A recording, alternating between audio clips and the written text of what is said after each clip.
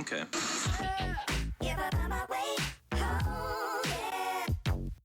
Vous êtes de plus en plus nombreux à nous suivre sur Juristide Officiel, votre chaîne de partage de cours de droit. Nous sommes dimanche 7 juillet 2019. Messieurs et dames, bienvenue à votre émission Parole aux juristes, l'émission qui vous éclaire sur les questions et les problèmes de droit que vous rencontrez, mais aussi l'émission qui vous permet à vous, étudiants, juristes, avocats, notaires, magistrats, juges, bref, praticiens de droit, de prendre parole et intervenir sur un sujet de droit. Comme toujours, votre émission est présentée par Franklin Lombi. Elle est diffusée en direct sur la chaîne YouTube Juristide Officiel tous les dimanches, mais aussi en différé sur les sites web www.juristide.com tous les jeudis. Dans le cadre de ce numéro, nous parlerons de la validité des contrats verbaux conclus entre Samuel et Néhémie. Lorsque vous concluez un contrat verbal, vous vous exposez à plus de problèmes que si vous aviez rédigé un contrat écrit. Il sera difficile de prouver l'existence d'une entente puisqu'il n'y a aucune preuve matérielle qu'un contrat a été conclu. Je vous laisse donc écouter le sujet à traiter avant de prendre les interventions de juristes. Parole au juriste. Parole au juriste.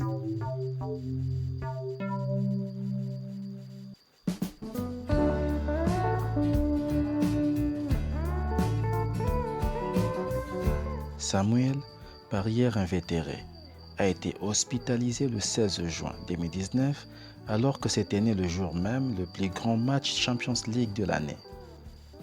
Fortement malheureux à l'idée de ne pas pouvoir parier sur son équipe préférée et voir la possibilité de gagner le pactole s'éloigner. Il demande à son ami Néhémie d'aller jouer son score au bistrot du quartier où il est si bien connu de tous. Néhémie accepte mais lui impose une condition. S'il gagne, alors ils partageront la somme à 2 parts égales. Après tout, s'il veut remporter l'entière somme, qu'il aille tout seul, a dit Néhémie. Samuel accepte verbalement, lui serre la main chaleureusement et lui donne la combinaison de scores à parier ainsi que la somme d'argent y afférent. Le soir même, le match a lieu. Et Samuel, qui est le plus heureux des hommes, il a gagné. Heureux, oui, mais surtout il oublie la promesse qu'il a faite à son ami le matin même. Samuel décide donc de dépenser 900 € sur la somme de 1000 € gagnés et de donner à Néhémie le 100 € restant. Néhémie refuse le 100 € et décide donc de porter plainte pour que Samuel lui rende ses 500 € comme convenu. Les questions sont: est-ce que le contrat conclu entre les deux est-il valable? Si oui, quelle est la nature de ces contrats? Est-ce que Néhémie peut-il obtenir gain de cause? Que dit la loi? Parole au juriste. Parole au juriste.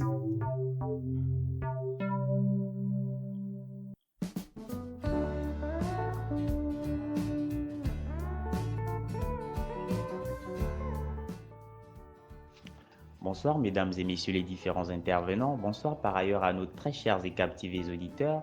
Je suis Rich Darlene Chibinda Bouka de nationalité gabonaise, étudiant en master option droit des affaires et fiscalité.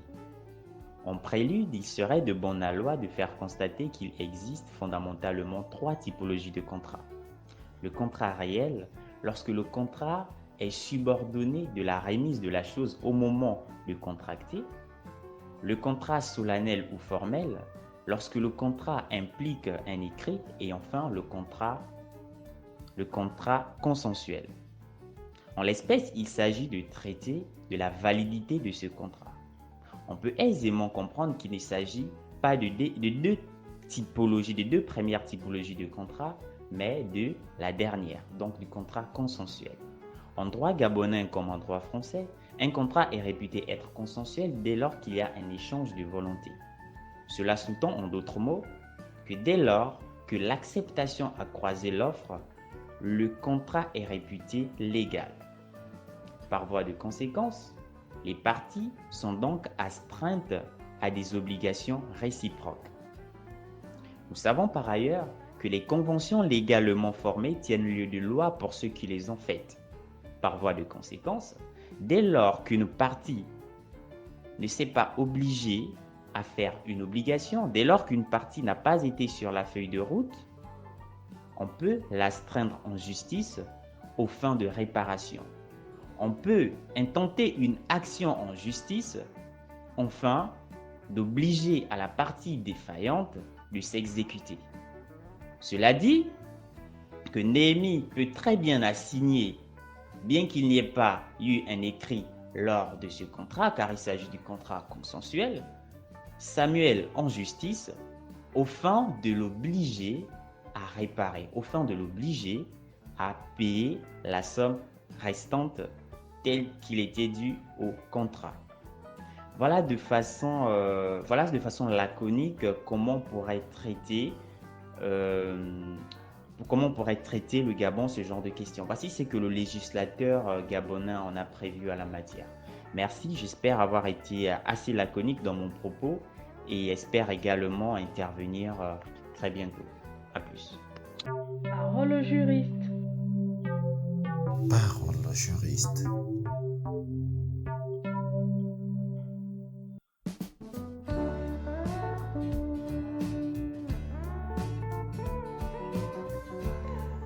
Bonsoir à tous et à toutes.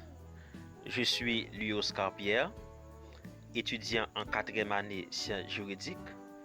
Je suis haïtien.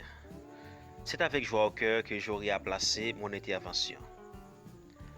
L'article 897 du Code civil haïtien définit le contrat comme une convention par laquelle une ou plusieurs personnes s'obligent envers une ou plusieurs autres à donner, à faire ou à ne pas faire quelque chose. En jetant un regard sur l'article 903 de ce même code, qui parle sur les conditions essentielles pour la validité des conventions, je peux dire que ce contrat-là est valable. Parce que d'après cet article, pour qu'une convention soit valide, il faut qu'il y ait premièrement le consentement de la partie qui s'oblige, deuxièmement, sa capacité de contracter, troisièmement, un objet certain qui forme la matière de l'engagement, quatrièmement, une cause licite dans l'obligation. En considérant ce cas, je vois que toutes ces conditions-là sont réunies. Et pour la nature de ce contrat, c'est un contrat verbal. Maintenant, à savoir si Néhémie peut obtenir gain de cause, puisqu'il décide de porter plainte pour Samuel, qui refuse d'honorer ses obligations comme cela devrait être. Pour que Néhémie obtienne gain de cause, il faut qu'il prouve au tribunal qu'il existait un contrat entre lui et Samuel. En matière de preuve, la loi haïtienne en admet 3. La preuve littérale, d'après les articles 1102, 1103 et suivants du Code civil. L'aveu, d'après les articles 1140, 1141 et suivants du Code civil. Le serment, d'après les articles 1143, 1144 et suivants du Code civil. Mais la principale mode de preuve, c'est la preuve littérale. Néhémie ne pouvait pas prouver ce contrat puisqu'il n'y avait pas la preuve littérale qui consiste dans l'existence de l'écrit, même si c'est un contrat verbal. Étant donné, Néhémie ne pourrait pas le prouver au tribunal, il ne pourrait pas non plus obtenir gain de cause. Parce que sans l'existence de cet écrit, le tribunal ne pourrait pas statuer sur sa demande. D'accord. Parole au juriste. Parole au juriste.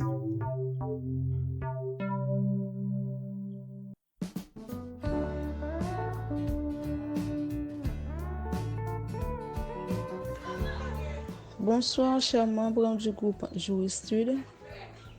Bonsoir à tous ceux qui vont écouter cette émission via Internet ce dimanche. Mon nom est Daphné Laurent je suis haïtienne et je suis ici pour participer comme vous, pour donner mon opinion au cas pratique de cette semaine. En ce qui a trait à la première question, dont vous avez demandé si le contrat conclu entre les deux parties est-il valable. Je réponds que oui, au nom de l'article 1168 du Code civil haïtien qui dispose que toute convention légalement formée entre les parties tient lieu de loi. C'est dans ce sens que je dis que oui, il y avait eu un contrat conclu entre ces deux. C'est un contrat de nature verbale, puisqu'il n'avait pas un écrit où Samuel et Néhémie et apposaient leur signature en présence des témoins. Donc, je dis que c'est un contrat verbal. Est-ce que Néhémie peut-il obtenir gain de cause? Néhémie aurait pu obtenir gain de cause si Samuel accepterait de faire l'aveu sur ce qui s'était passé entre eux, sur l'accord qui s'était passé entre eux. Mais malheureusement, je ne crois pas que Samuel accepterait de faire l'aveu puisque ça ne lui arrangerait pas. Donc, Néhémie, suivant l'article 1100 du Code civil haïtien, qui dispose que celui qui réclame l'exécution d'une obligation doit être en mesure de la prouver. Néhémie n'a pas la capacité de prouver qu'il avait eu un accord conclu entre les deux.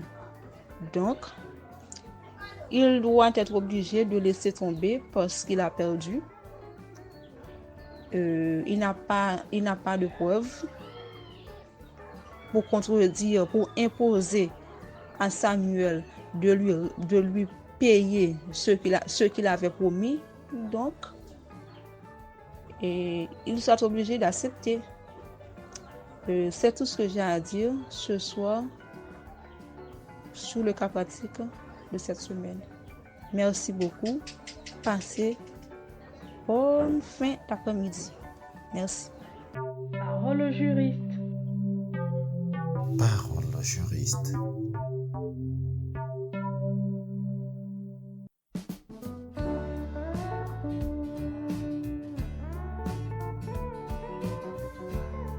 Bonjour, moi je m'appelle Cheikh Mbaye, étudiant à l'Université Cheikh Anta Diop de Dakar, Sénégal. Ici, ces faits nous renvoient au contrat de mandat. Ces faits nous renvoient au contrat de représentation. Au terme de l'article 49 du Code des obligations civiles et commerciales du Sénégal, la personne peut contracter soi-même ou par l'intermédiaire d'un représentant. La personne peut contracter soi-même ou par l'intermédiaire d'un représentant. Or, dans ce cas d'espèce, Samuel a donné mandat à Néhémie pour qu'il le représente dans le jeu. Et ce contrat peut être qualifié d'un contrat de mandat.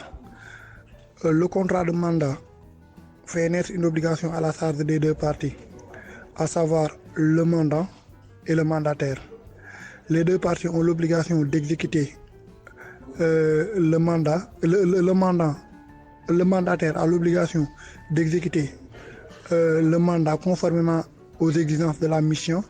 Il doit l'exécuter loyalement et rendre compte le mandant au cours de l'exécution du contrat. Mais aussi à la fin du contrat, le mandant a l'obligation de donner rémunération au mandataire telle qu'elle est prévue dans le contrat. Or, dans ce cas d'espèce, le contrat avait prévu une rémunération à hauteur de la moitié des sommes perçues du gain. Donc ce qui fait que même si on est en présence d'un contrat aléatoire, les circonstances sont réalisées. Par conséquent, le mandataire a droit à une indemnisation. Ce qui fait que Néhémie peut bel et bien demander sa part du gain parce que le contrat de mandat avait stipulé. Ce n'est pas une promesse. J'ai vu que dans le cas pratique, vous l'avez qualifié de promesse. Or, ce n'est pas des promesses, mais plutôt de la rémunération du mandataire. Parce que dans un contrat de mandat, le mandataire exécute une mission au profit du mandant qui doit en contrepartie procéder à une rémunération, parce que le mandat est un contrat synalagmatique et chacune des parties reçoit sa part du contrat, ce qui fait que cette promesse faite par Samuel est bel et bien la contrepartie du contrat de mandat, ce qui fait que Naimi a droit à une rémunération conformément aux exigences du contrat. Merci. Parole au juriste. Parole au juriste.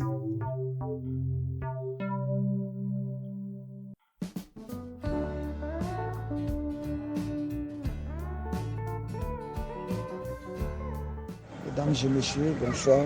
Je réponds au nom d'Amadou Sissoko, juriste de formation résident à Bamako, Mali. Cette semaine, les cas soumis à notre analyse, s'agissant bien du cas de Néhémie et son ami Samuel.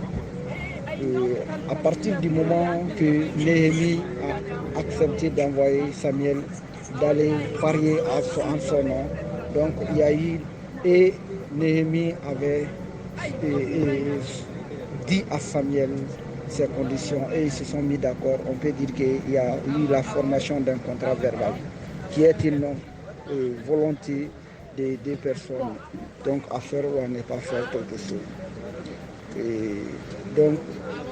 Et les résultats, et à partir du moment que Samuel a eu gain de cause dans sa parure, on peut dire que à partir de ce moment, les parties devraient partager équitablement les résultats et les gains obtenus dans les résultats.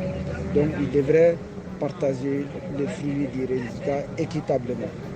Ce qui nous renvoie à l'application de l'article 77 du RGO, Régime général des obligations du Mali, qui dispose que l'article 77 dispose que les conventions légalement formées tiennent lieu des lois à ceux qui les ont faites. Donc, Néhémie peut avoir gain de cause, s'agissant bien que c'est un contrat verbal. Même les témoignages, tout, parce qu'on avait dit que même tous les gens qui se trouvaient au niveau de la course connaissaient déjà Néhémie et Samuel. Donc, ces gens peuvent témoigner. Merci, je vous remercie. Parole au juriste. Parole au juriste.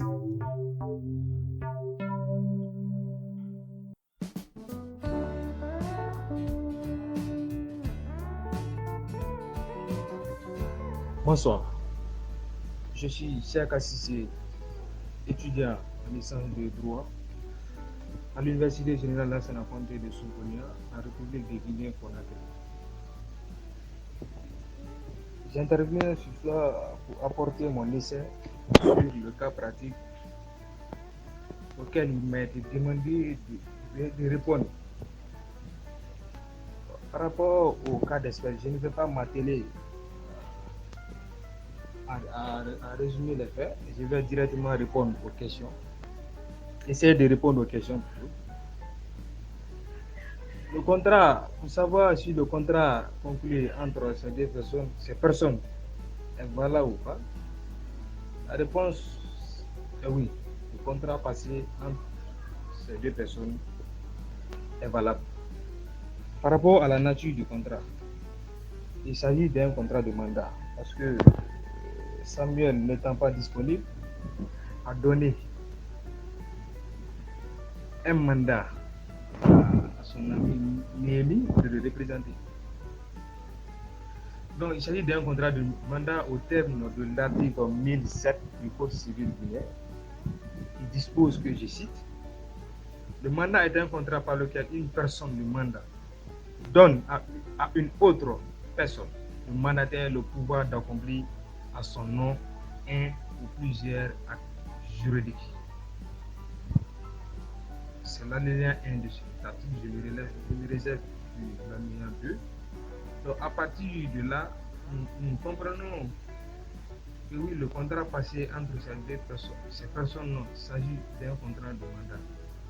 On pourrait craindre notamment quant à la nature verbale, donc, du caractère verbal du contrat conclu entre ces personnes, mais la question a été résolue par le législateur guinéen, notamment aux articles 1008, je cite, qui dispose que le mandat doit obligatoirement être accepté de façon tacite ou expresse par le mandataire, peut être donné par un public ou sous seing privé, et même par simple lettre ou verbalement. Donc il n'y a pas de question, le législateur guinéen n'en tient pas rigueur quant à la forme que doit prendre un contrat de mandat. Un contrat de mandat peut être verbal comme écrit. Tel a été le cas du contrat conclu entre ces deux personnes-là. Par rapport à la question de savoir si Némi peut-il obtenir gain de cause, évidemment, Némi peut obtenir gain de cause. Je vais faire appel à l'article 668 du Code civil guinéen qui dispose que, je cite, la convention légalement formée tient lieu de loi à ceux qui les affectent. Donc, à partir de là, nous comprenons également que le contrat conclu entre ces deux personnes-là est un contrat valable et que toutes les deux parties sont obligées de respecter les obligations qui découlent de ce contrat. Donc, en espèce, nous voyons que le contrat conclu entre ces deux personnes-là, les clauses du contrat n'ont pas été respectées par Samuel. Donc, ce qui fonde l'autre partie dans ce droit de demander une réparation sur la base de la responsabilité contractuelle. On pourrait craindre que le juge ne fasse pas application de l'une des dispositions de notre code civil dont ignore la base légale. Et la convention, lorsque l'objet d'une convention, la somme d'une convention dépasse 1700 francs guinéens, il faut un écrit. On pourrait craindre que le juge ne fasse pas application de cette règle, puisque la somme du contrat entre ces deux personnes excède visiblement les sommes prévues par le législateur. Merci. Parole au juriste. Parole au juriste.